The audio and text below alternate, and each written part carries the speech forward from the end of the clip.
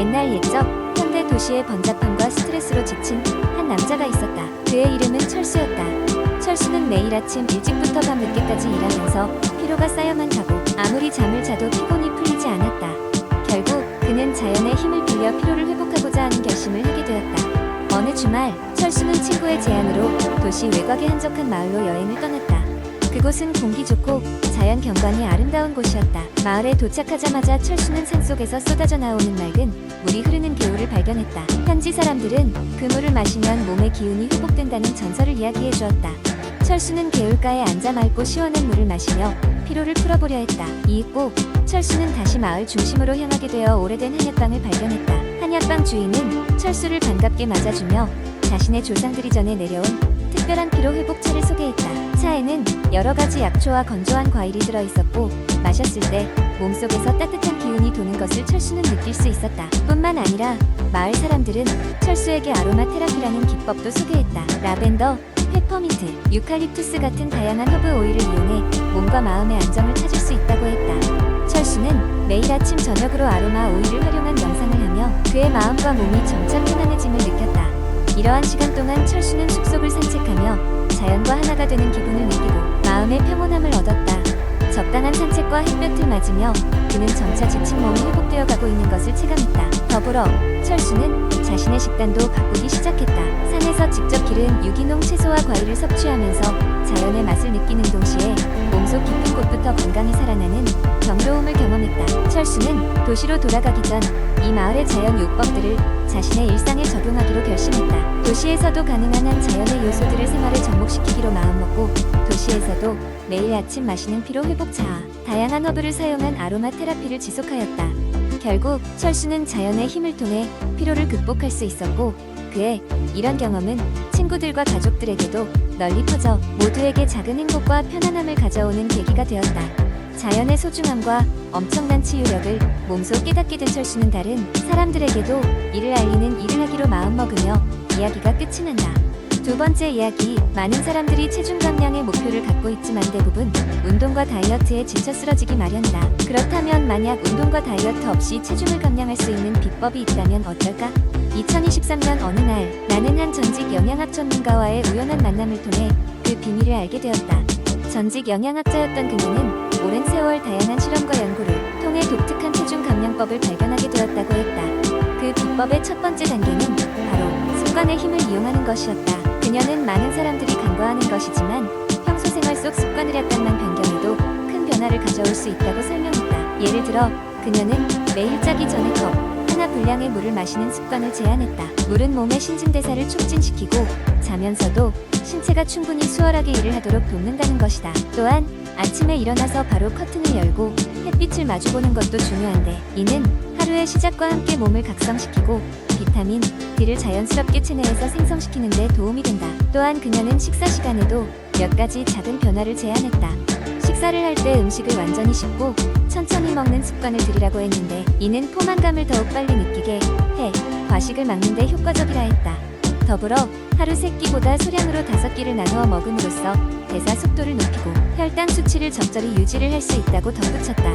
그녀의 비법 두 번째는 스트레스 관리였다. 스트레스는 체중 증가의 주범 중 하나인데 스트레스 호르몬이 코르티솔이 체내에서 지방을 축적하게 만들기 때문이다. 그녀는 명상이나 요가처럼 짧게라도 나만의 휴식 시간을 가지면서 스트레스를 줄여가는 것이 필요하다고 강조했다. 이를 통해 정신적인 안정을 찾으면 저절로 수면질 또한 향상되고 이는 곧 체중 감량에 긍정적인 영향을 미친다는 것이다. 이 밖에도 그녀는 자연과의 연결이라는 독특한 접근 방법을 추천했다. 주말마다 도심을 벗어나 자연 속에서 산책하거나 산림욕을 즐기면서 물리적, 정신적 톤업을 경험할 수 있었다고 한다.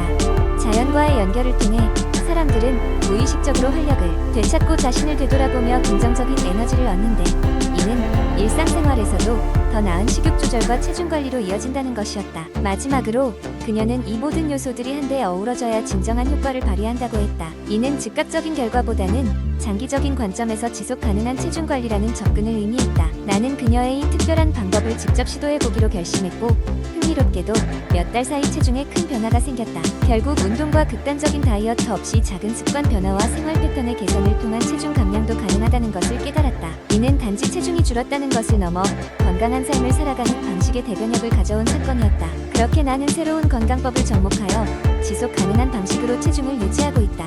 이 비결을 통해 많은 사람들이 무리한 다이어트나 과도한 운동으로부터 자유로워졌으면 하는 바람이다.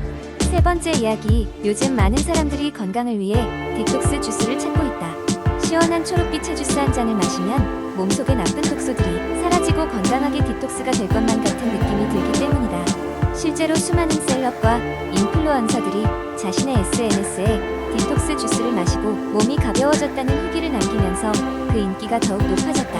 그러나 디톡스 주스가 정말로 몸에 그렇게 큰 이점을 제공하는지에 대해선 논란이 많다. 많은 영양학자와 전문가들이 디톡스 주스가 좋다고 말하지만 반대로 과장된 마케팅에 불과하다고 주장하는 이들도 있다.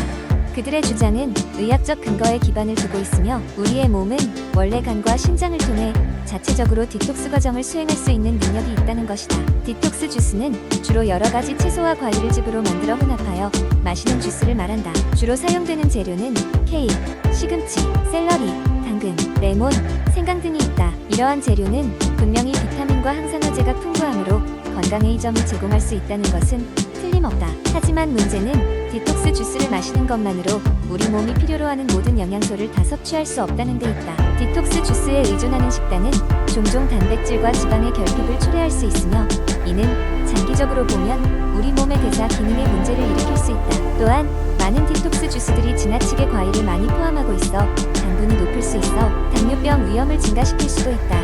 그럼에도 불구하고 많은 사람들이 디톡스 주스를 마시는 이유 중 하나는 그 즉각적인 효과 때문일 수 있다. 단기간 체중 감소와 가벼워진 느낌, 그리고 개선된 소화 기능 같은 효과는 실제로 경험할 수 있는 부분일지도 모른다. 하지만 이는 지속 가능한 건강 상태를 의미하지는 않는다. 결국 가장 중요한 것은 균형 잡힌 식단과 꾸준한 운동이다. 디톡스 주스는 건강한 식단의 한 부분으로서 보조적인 역할을 할 수 있을지는 몰라도 그것에 전적으로 의존해서는 안 된다. 디톡스 주스를 마실 때에도 신선한 재료와 적절한 비율을 사용하여 건강에 긍정적인 영향을 미치는 것이 중요하다. 결론적으로 디톡스 주스가 건강에 도움이 될 수 있지만 그것을 마법의 음료처럼 여기는 것은 지양해야 할 것이다. 좀 더 장기적이고 균형 잡힌 접근이 필요한 시점이다. 네 번째, 이야기한 때 혈압이 높아져 건강상의 경고를 받았던 김준수는 자신의 건강을 되찾기 위해 긴 여정을 시작했다. 그의 이야기는 단순한 건강 회복을 넘어선 삶의 변화를 의미했다. 김준수는 언제나 회사 업무와 개인적인 스트레스로 만성적인 피로에 시달렸다. 그의 가족은 그에게 혈압이 높아지고 있다는 경고를 주었지만 그는 이를 대수롭지 않게 여겼다. 그러나 정기검진에서 의사가 그의 높은 혈압을 지적하고 이를 무시하면 위험할 수 있다는 사실을 듣자 그는 마음을 다잡기로 결심했다. 가장 먼저 그는 자신의 식단을 분석했다. 김준수는 예전에는 편의점을 자주 이용했으며 가공식품과 짠 음식을 즐겨 먹었다. 인터넷을 검색하며 혈압과 관련된 여러 가지 정보를 수집한 그는 나트륨 섭취를 줄이고 칼륨이 많은 음식, 특히 신선한 채소와 과일을 식단에 더해야 한다는 것을 알게 되었다. 그는 매일 아침 오트밀과 바나나로 간단하지만 영양가 높은 식사를 시작했고 점심과 저녁에는 신선한 채소와 닭가슴살을 중심으로 한 식단을 짰다. 또한 외식을 줄이고 직접 음식을 조리하기 시작했다. 새로운 습관을 만들 때는 처음엔 어려움이 많았지만 점점 그의 식사는 건강을 되찾는 초석이 되었다. 김준수는 두 번째로 운동을 더 늘리기로 했다. 사실 그는 운동을 그렇게 좋아하지 않았지만 필요성을 느끼고 실천하기로 마음먹었다. 그는 걸어서 출퇴근하는 것으로 시작했다. 짧은 거리였지만 매일 걸으면서 신선한 공기를 마시고 혼자만의 시간을 갖는 것이 그에게는 스트레스를 푸는데 큰 도움이 되었다. 이후 그는 집 근처의 운동동호회에 가입하여 처음에는 가벼운 조깅을, 그 다음에는 자전거 타기와 수영에도 도전하였다. 각종 운동을 통해 그는 더 활기찬 삶을 살게 되었고 체중도 자연스럽게 줄었다. 세 번째로 김준수는 정신적인 스트레스 관리에도 집중했다. 그는 특정한 상황에서 스트레스를 받으면 혈압이 오르는 것을 느꼈고 이러한 반응을 억제할 방법을 찾고자 했다. 명상과 요가 수업을 듣고 자신의 감정을 기록하는 일기를 쓰기 시작했다. 그 과정에서 그는 자주 스트레스를 받는 상황과 그에 대한 자신의 반응을 인식하고 이를 개선하려고 노력했다. 또한 주말마다 가족과 함께 시간을 보내면서 더 큰 안정감과 행복을 느꼈다. 마침내 몇 달 후 김준수는 다시 병원을 방문했다. 검사 결과를 받은 의사는 그의 혈압이 정상 수치로 돌아왔다고 말했다. 김준수는 그 소식을 들었을 때 뿌듯함을 느꼈다. 그의 노력은 단순히 건강을 되찾는 것이 아니라 삶의 방식을 바꾸는 여정이었다. 그는 배운 것을 다른 사람들과 공유하려 시작했으며 그의 이야기는 많은 사람들에게 동기부여가 되었다. 이를 통해 김준수는 단지 혈압을 낮추는 것을 넘어 자신을 돌보는 삶의 진정한 가치를 깨달았다. 삶의 질적인 변화는 그의 건강뿐 아니라 정신적인 부분에도 큰 긍정적 영향을 미쳤고 그는 앞으로도 이 건강한 생활 방식을 지속하기로 마음먹었다.